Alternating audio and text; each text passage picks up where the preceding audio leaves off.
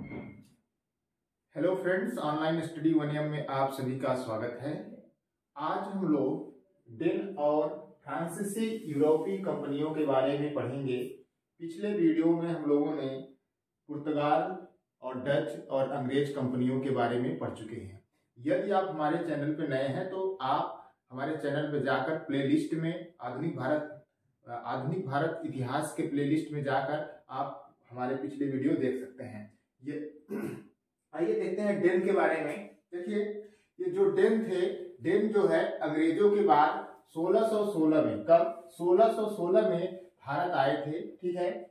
और इन्होंने अपना 1620 में, कब 1620 में ट्रांकेबोर जो तंजौर जिले में है, ट्रांकेबोर नामक स्थान पर इन्होंने पहली फैक्ट्री लगाई, ठीक है। क्या लगाया? पहली फैक्ट्री। आए थे ये 1616 में और इन्होंने अपनी जो पहली फैक्ट्री लगाई 1620 में लगाई, ठीक है। किस स्थान पे लगाया? ट्रांकेबोर में लगाया, ठीक है। और दूसरी फैक्ट्री इन्होंने 1676 में इन्होंने लगाया सीरमपुर, जो बंगाल में है, सीरमपुर नामक स्थान पे इन्होंने लगाया, ठीक है। तो लेकिन ये ज्यादा दिन तक नहीं रहे। ये 1745 ईस्वी में, कब 1745 ईस्वी में सभी फैक्ट्रियों को अंग्रेजों को बेच दिया। किसको? अंग्रेजों को बेच दिया और भारत से चले गए, ठीक है।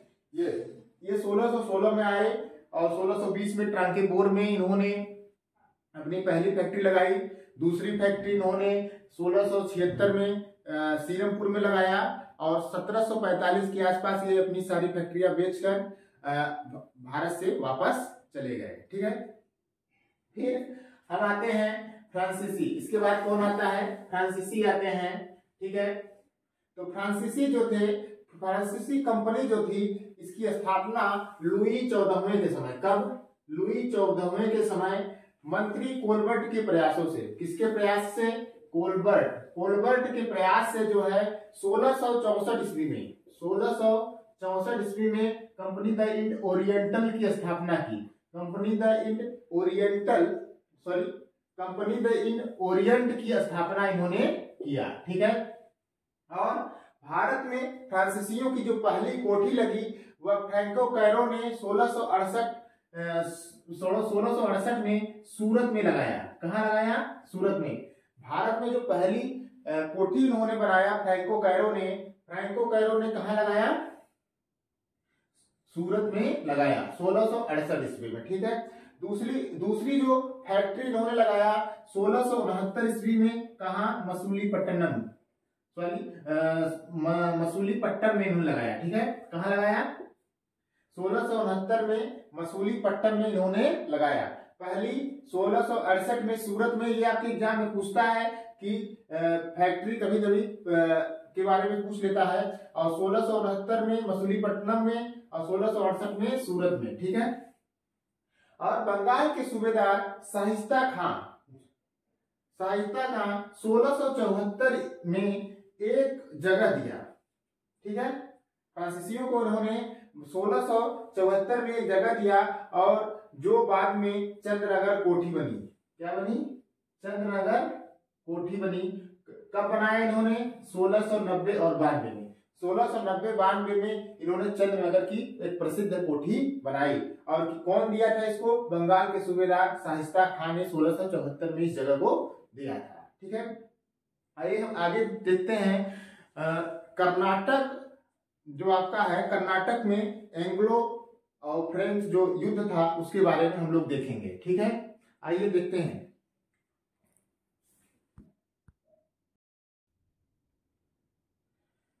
कर्नाटक का प्रथम युद्ध। देखिए, फ्रांसीसियों और अंग्रेजों या कर्नाटक के नवाब के बीच 3 युद्ध हुए थे। कर्नाटक का प्रथम युद्ध, कर्नाटक का द्वितीय युद्ध और कर्नाटक का तृतीय युद्ध। देखिए, सर्वप्रथम हम ये जान लेते हैं जो दक्षिण भारत में कर्नाटक कहाँ था अंग्रेजों के उस समय, ठीक है।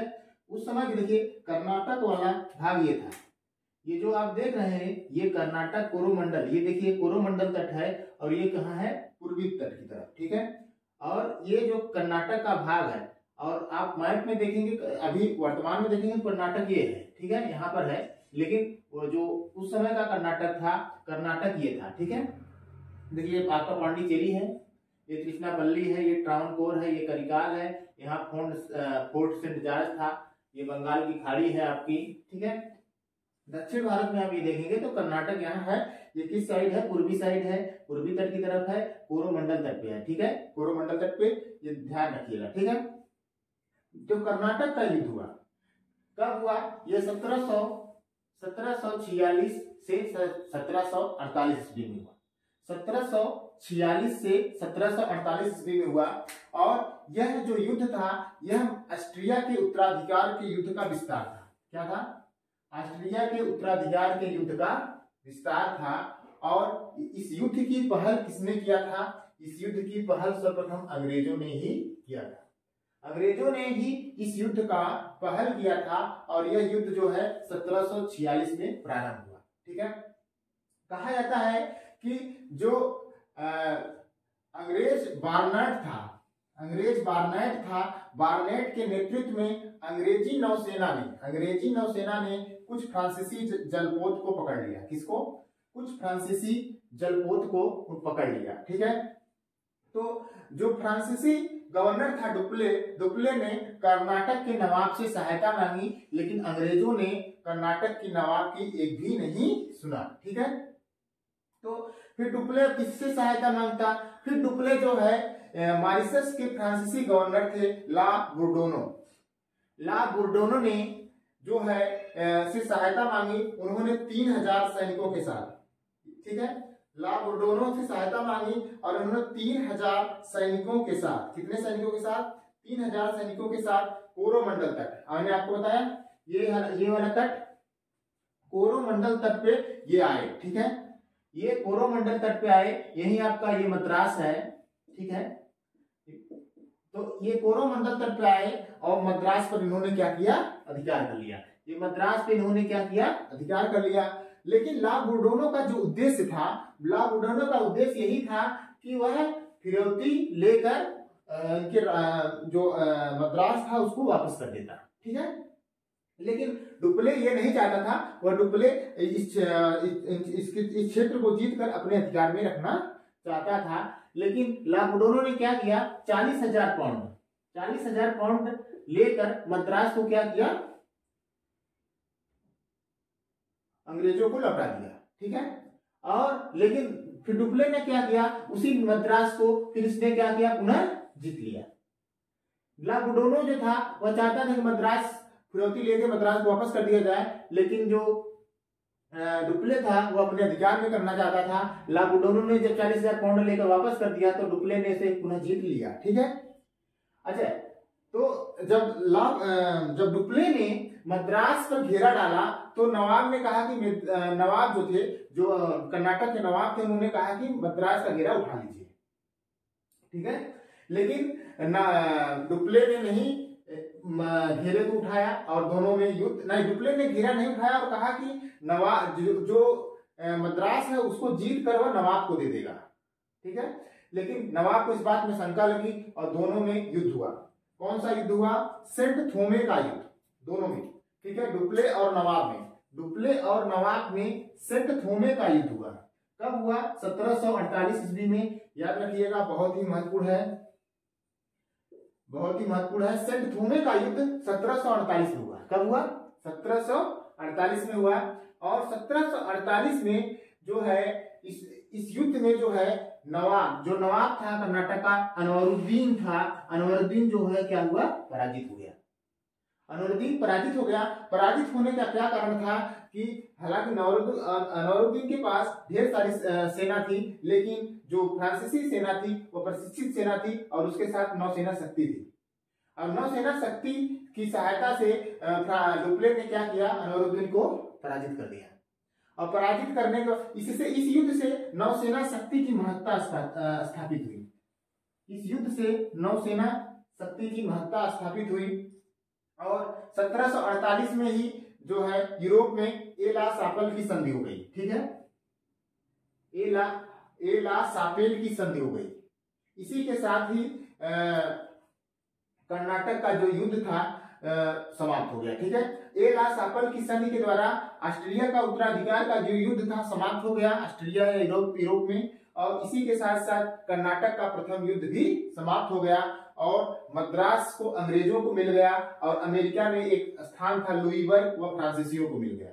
ठीक है, तो मद्रास इस संधि ए ला सापेल की संधि के द्वारा जो है ऑस्ट्रेलिया का जो उत्तराधिकार का युद्ध था वह समाप्त हो गया और मद्रास जो है अंग्रेजों को मिल गया और अमेरिका में लुईबर्ग स्थान जो था वह फ्रांसीसियों को मिल गया। इसी 1748 में कर्नाटक का प्रथम युद्ध समाप्त हो जाता है। अब हम लोग कर्नाटक का द्वितीय युद्ध देखेंगे।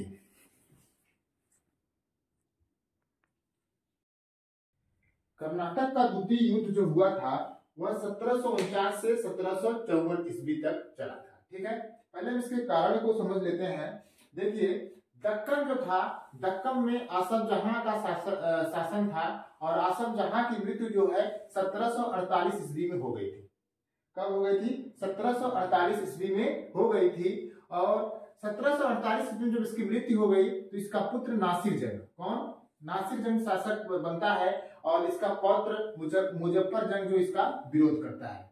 दूसरी ओर कर्नाटक में भी यही स्थिति, उत्तराधिकार की स्थिति पैदा होती है और अनवरुद्दीन जो है वहां का, अनवरुद्दीन और चंदा साहिब के बीच जो है कर्नाटक की सूबेदारी के लिए संघर्ष होता है। इसमें जो है जो फ्रांसीसी थे, फ्रांसीसी ने उस मुजफ्फर जंग, दक्कन के सूबेदार मुजफ्फर जंग और कर्नाटक में चंदा साहिब का साथ दिया। ठीक है, और जब इनका साथ दिया तो कहा जाता है कि आम्बूर के युद्ध में, कहा आम्बूर के युद्ध में 1749 ईस्वी में जो है मुजफ्फर जंग, चंदा साहिब और फ्रांसीसी सेना मिलकर जो है कर्नाटक पर आक्रमण कर दिया और अनवरुद्दीन को क्या किया? मार डाला। तो अनवरुद्दीन को जब मार डाला तो उसका जो पुत्र था मोहम्मद अली, तो मोहम्मद अली जो था वह भागकर त्रिचनापल्ली में शरण लिया। अब अंग्रेजों की मजबूरी हो गई इस युद्ध में प्रवेश करना। ठीक है, तो अंग्रेजों ने किसका साथ दिया? दक्कन में नासिर जंग का और कर्नाटक में जो है अनवरुद्दीन का साथ दिया। ठीक है, फिर क्या हुआ? कर्नाटक फ्रांसीसी सेना और चंदा साहिब ने मिलकर त्रिचनापल्ली को जीत नहीं सके और कर्नाटक का शेष भाग जो था चंदा साहिब ने प्राप्त कर लिया।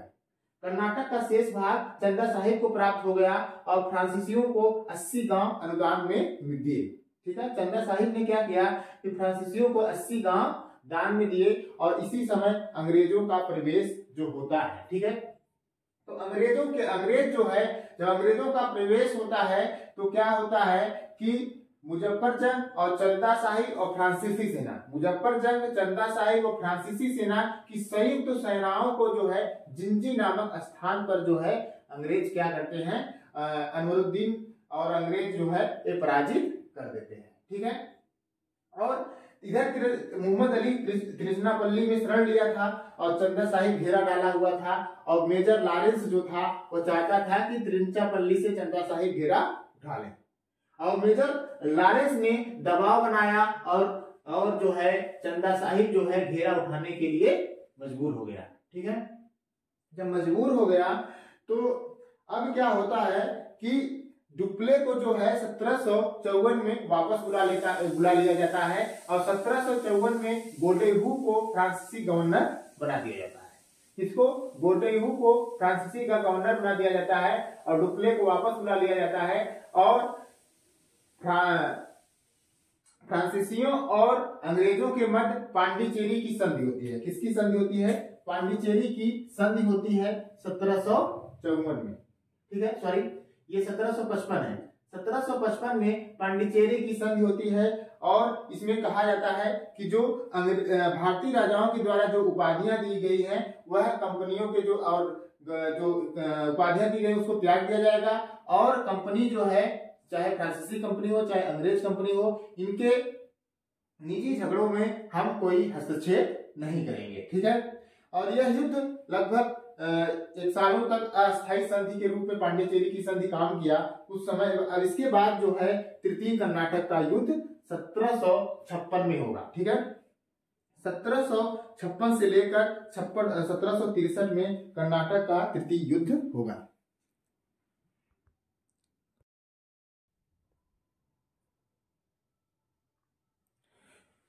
इस युद्ध में जो है, ये इस युद्ध का जो प्रारंभ जो हुआ वह यूरोप में हुआ। यूरोप का इसमें 7 वर्षीय युद्ध प्रारंभ हुआ यूरोप, ठीक है। जब 7 वर्षीय युद्ध प्रारंभ हुआ यूरोप में 1756 में, तो अंग्रेजों ने क्या किया, अंग्रेज और फ्रांसीसी दोनों ने एक दूसरे के स्थानों पर आक्रमण करना शुरू कर दिए।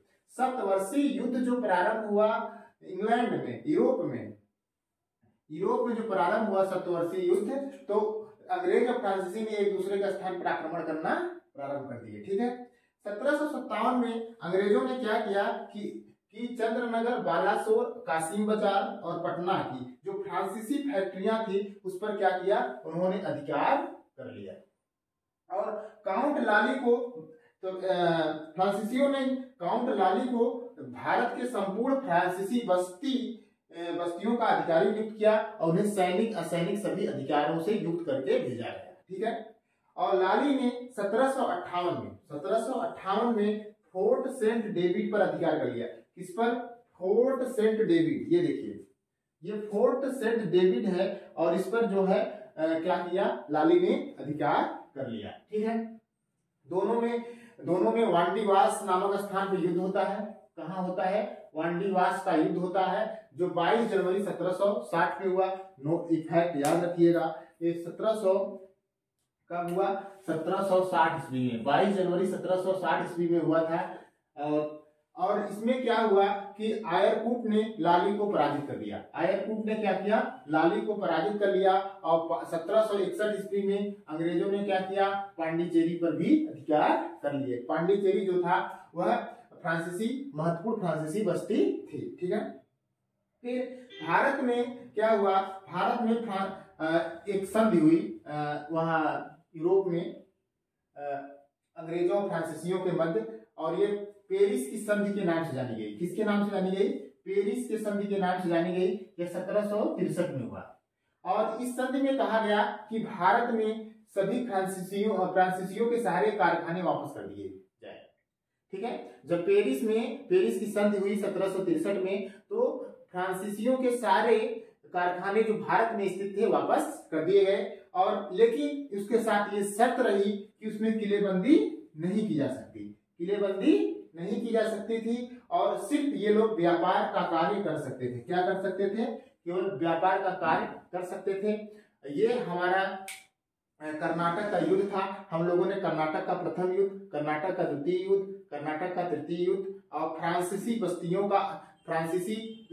कंपनियों का भारत में आगमन, इन सब के बारे में हम लोग डिटेल में पढ़े। कैसा लगा कमेंट करके जरूर बताइएगा, शेयर करिएगा। Thank you.